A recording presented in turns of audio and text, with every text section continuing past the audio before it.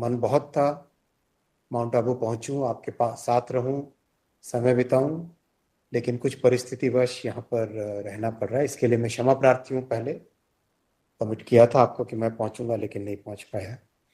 मैं अभी हाल ही में जो परमात्मा के साथ लीन हुए राजयोगी ब्रिजमोहन भाई जी को भी उनकी आत्मा की शांति के लिए परमात्मा में लीन होने के इस स्वाभाविक नेचुरल प्रोसेस में उनके प्रति भी मेरी श्रद्धांजलि अर्पित करता हूँ। साथियों, हम सब बहुत बड़े बदलाव के दौर से गुजर रहे हैं।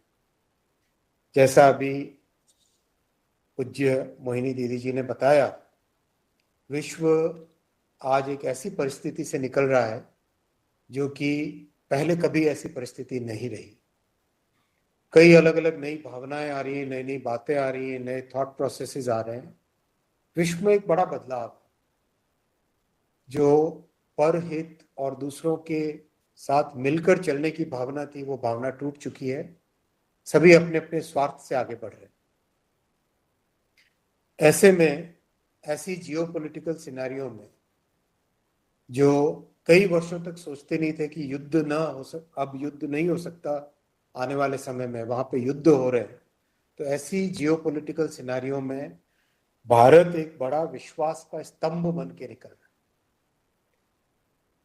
जो आज के समिट का थीम है, यूनिटी एंड ट्रस्ट, वो ट्रस्ट भारत के एक, आज अगर विश्व में किसी से भी पूछें तो भारत को एक बहुत बड़े विश्वास के साथ, ट्रस्ट के साथ देखा जाता है। और इसका कारण है जिस तरह से इस वैश्विक व्यवस्था में, विश्व की इस व्यवस्था में भारत ने अपने आप को एक मैच्योर देश की तरह, कैसी भी परिस्थिति आओ तो सबके प्रति सेवा के भाव के साथ काम करना, स्वार्थ को पीछे रखकर सभी के विश्वास को साथ लेकर, सभी के जो भी, चाहे आपने सबने देखा जब कोविड आया तो हमारे पास जो वैक्सीन थी वो वैक्सीन दुनिया के सभी देशों तक पहुंचाई। स्वार्थ नहीं रखा, वसुधैव कुटुंबकम की भावना रखी, उस भावना से काम किया जिस भावना से विश्व में सभी की सेवा हो सके। और ये हमारे 2000 वर्षों तक की एक लेगेसी है। अगर हम विश्व का इतिहास देखें, 2000 वर्षों तक भारत हमेशा विश्व का सबसे समृद्ध देश रहा, सबसे विश्वास वाला देश रहा, सबसे समावेशी देश रहा। जो भी आया उसका हमने स्वागत किया, उनको अपने साथ रखा, उनको अपने साथ संजोया और अपने साथ एक किया।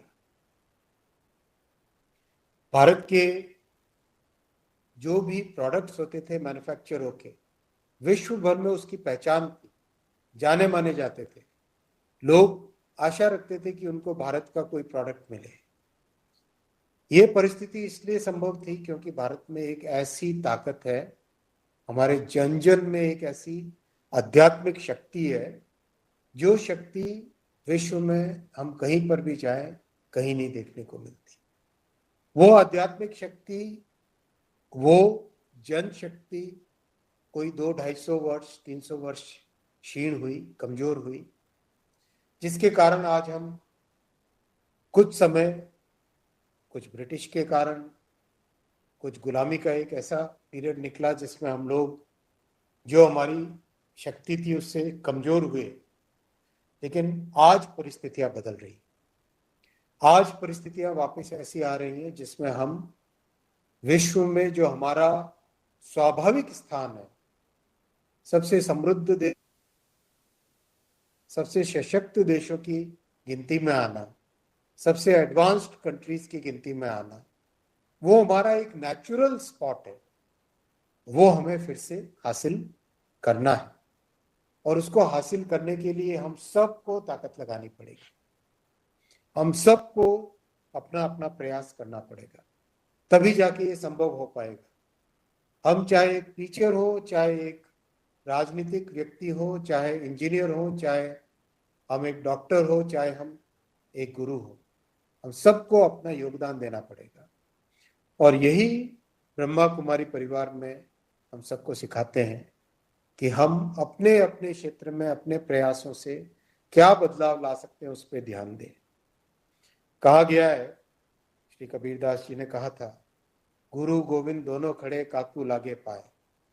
बलिहारी गुरु को एक प्राथमिकता दी गई क्योंकि गुरु ही ईश्वर तक पहुंचने का रास्ता दिखा सकता है।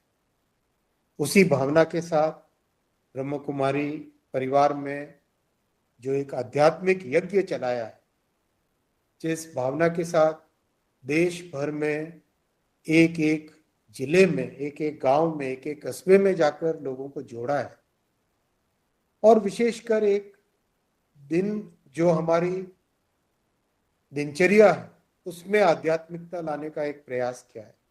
मैं ब्रह्म कुमारी परिवार को, विशेषकर पूज्य मोहिनी दीदी जी को, सबको मैं नमस्कार करता हूँ, सबको सादर प्रणाम करता हूँ और आपके जो भी काम आ सकूं ज़रूर हमेशा एक छोटे भाई की तरह आप मुझे स्वीकार करें और कभी भी किसी भी प्रकार का सहयोग मैं कर सकूं तो ज़रूर मुझे बताएं। आज के इस बहुत ही अच्छे सम्मेलन में आप सबको मेरा बहुत नमस्कार। आप सबके जीवन में शांति रहे, सभी प्रॉस्परस हो, सभी समृद्ध हो, सभी आगे बढ़ें, इसी प्रार्थना के साथ मैं आप सबको नमस्कार करता हूँ। ओम शांति।